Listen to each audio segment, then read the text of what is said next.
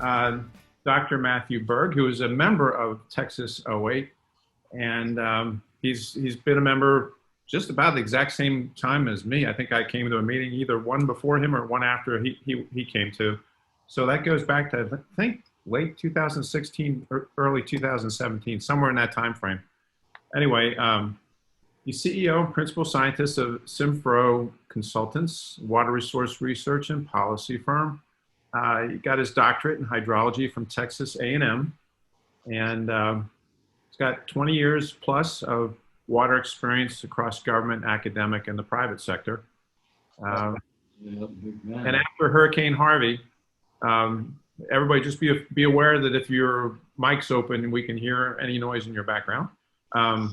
After Hurricane Harvey, Dr. Berg was featured in regional and national media, briefed the Texas U.S. Congressional Delegation on climate and water issues. And probably the highlight of his career was that he gave presentations with me a couple of times. Just kidding, Matt. But anyway, no, I've been fortunate to have been in the with him a couple of times when we gave presentations.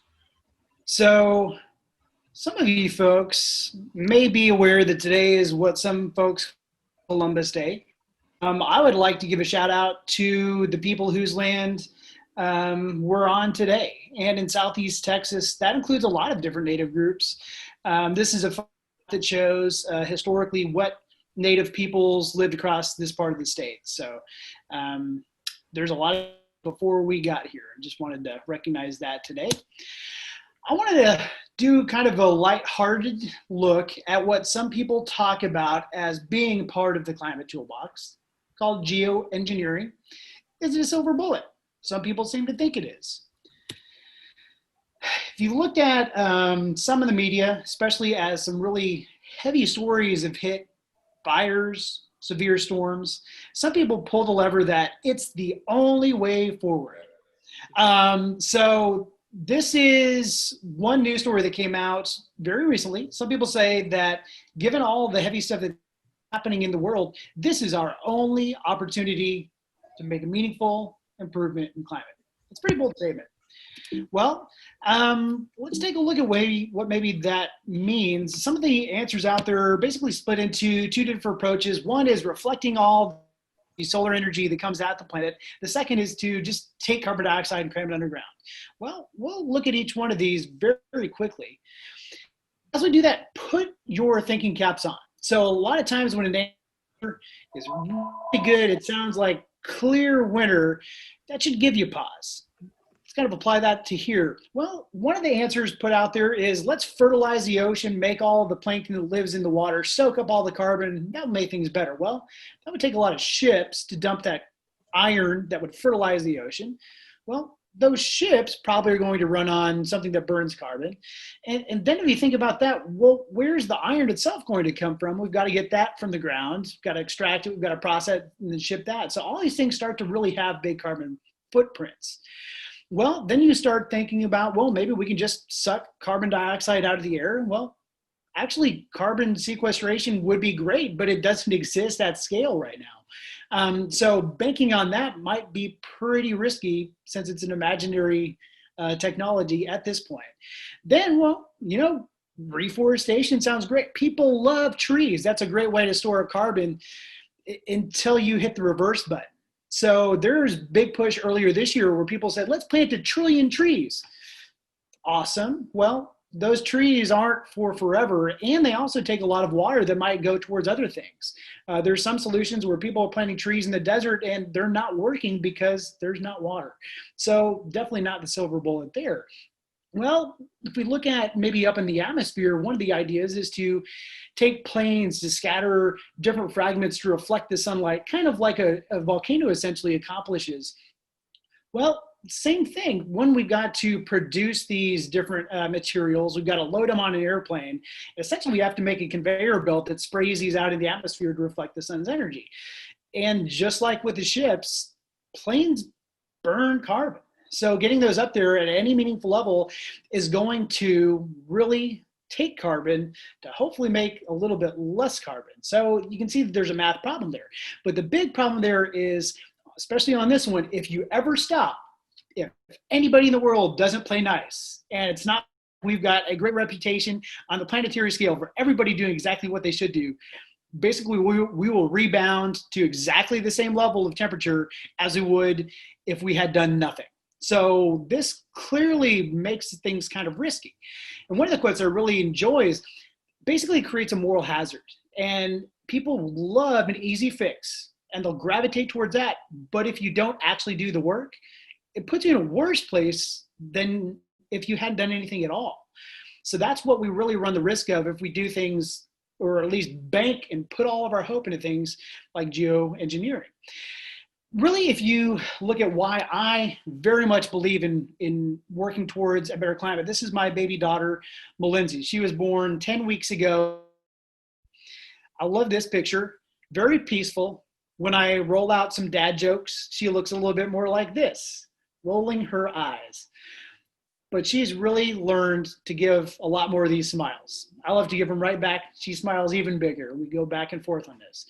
I want to see her give an even bigger smile of this to the places that I've come to know and love across the world, different environments, different ecosystems, as I've known them. As I've known them. And one of the things that we really run the risk of is if we do geoengineering, that might be a small piece of the toolbox, but the drawbacks, as this author says, can be scary as hell. Really dangerous stuff because we don't know what will happen, and it takes away from doing the things that really do make a difference. One approach that I love, one way to think about this whole scenario, is based on a cartoon. This is the Simpsons from actually several years ago. In this episode, the town was overrun by an invasive species of lizard. This is how they think about addressing that problem that popped onto their radar screen. Well, I was wrong. The lizards are a godsend. But isn't that a bit short-sighted? What happens when we're overrun by lizards? No problem. We simply unleash a wave of Chinese needle snakes. They'll wipe out the lizards. But aren't the snakes even worse? Yes, but we're prepared for that. We've lined up a fabulous type of gorilla that thrives on snake meat. But then we're stuck with gorillas. Oh, that's the beautiful part. When wintertime rolls around, the gorillas simply freeze to death. So there, to me, is a direct line with engineering. If your solution has to be so complex where everything falls in place, you just cut to the end and focus on the thing that mattered in the very beginning. And that to me is emissions, emissions, emissions. So all of these try to undo the fact that something is wrong, or at least avoid it for a little bit, where if you address the heart of the problem, your job would be, at least technologically, much easier. But that means we've got to build political will to make it all happen. And that's all I've got, Roger. Super, Matt. Thank you very much. Okay, so before we let Matt go, or if, Matt, you're obviously welcome to stick around, but any questions for him? You know, the whole thing about the, the unintended consequences, I've been down the Grand Canyon on a rafting trip 3 times, and one of the things that they point out each time you go is that they basically have done much the same along the Grand Canyon. I think they wanted to get more greenery to grow along the canyon, so they brought in, I think it was a Japanese talus tree or something like that.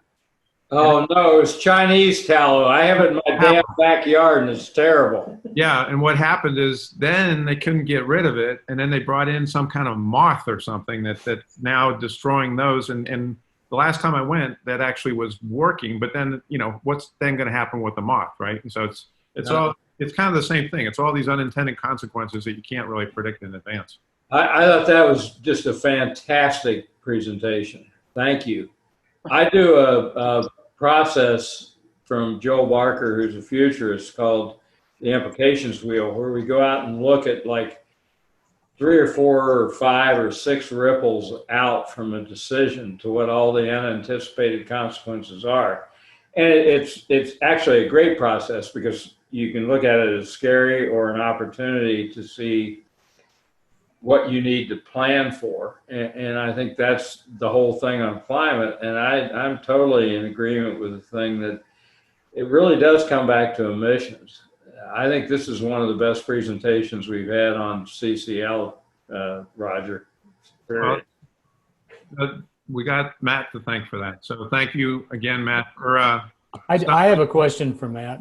go ahead. So if you look at maybe the only positive program that's been proposed by the administration, it's the Trillion Tree program, which you mentioned. Do you have any details on that, Matt? I mean, yeah, you plant a tree, it needs to be watered, and it takes 20 years to grow. What does it really mean? So that's a great question. I appreciate it. Really quick, I want to address the ripples before I jump on your question, Bob. Sure. I very much agree. There's one thing to focus on is the technology side. As I alluded to in the quote, I think the thing that's even bigger, more powerful about the ripples is the internal ripples. So if there is a solution out there that seems easy, it builds hope, well, it takes away my motivation to do the work. So I think that's why it's really important. So it's the technological ripples, but then also the human nature ripples that are important. Bob, your question about the Trillion Trees, interestingly enough, that one actually started among a bunch of societal influencers, social media influencers, because it's a sexy idea. Everybody loves trees. If you think about it, trees do take water, and most of the places that are adapted to having trees have trees. There's places that have been deforested, absolutely put those trees back. Unfortunately, a lot of places that have had trees in the past, due to climate changes, increasing droughts, increasing demands on evaporation, mean the trees that are there now, like we're seeing, the forests are not going to be long-term viable because they're burning up. So the trees that you put there, even if they have been there in the past, might face big challenges that we can't overcome. And then if you start putting trees where they haven't been before, one, maybe the climate's not good, maybe the soil's not there, or you're going to have to run into competition with things like agriculture. Obviously, planting trees in places where we already are facing challenges growing enough food, making that sustainable, you start to kind of run into each other. So really, the best places to trees are those where trees have already been in the past, or as we're seeing in a number of regions, unfortunately, as things like permafrost melt down, there's been a greening of the Arctic, where what used to be frozen ground now is colonized by shrubs and some small trees. That band of vegetation is moving forward, maybe throwing a couple extras in there, but that's going to happen naturally. So really reclaiming forest land where forests have been. But the biggest thing is, as we live in Southeast Texas, this used to be woods. That means holding on and preserving every piece of what we already have, because that's less carbon storage for every tree that's chopped down, for every riparian area that's bulldozed. Even if it's things like that make us feel good, like flood controls, trees can help be a part of that solution. So not letting any of those go as we think about putting in trees where they could be, also holding on to what we have. So it's complex. I think, again, it could be one of those easy answers because nobody's against it, but it doesn't get you all the way to where you need to be. I think we've had a presentation several months ago now, though. It's called En-ROADS, and it's a MIT Sloan program that looks at various options to have an impact on climate change. And they do, in that program, look at the Trillion Tree option. Okay. And, without doing anything, you're looking at about 4 to 4.1 degrees C by the end of the century. Well, they look at the impact of the Trillion Trees, and it bends the curve down by about, I think, 0.2 degrees Celsius. And so it's one of the tools, and it's a fairly minor tool. The other thing is that, the average cost of planting a tree is somewhere around 50 cents. So a trillion trees is $500 billion. Yeah. So, I mean, it's not, it's not free.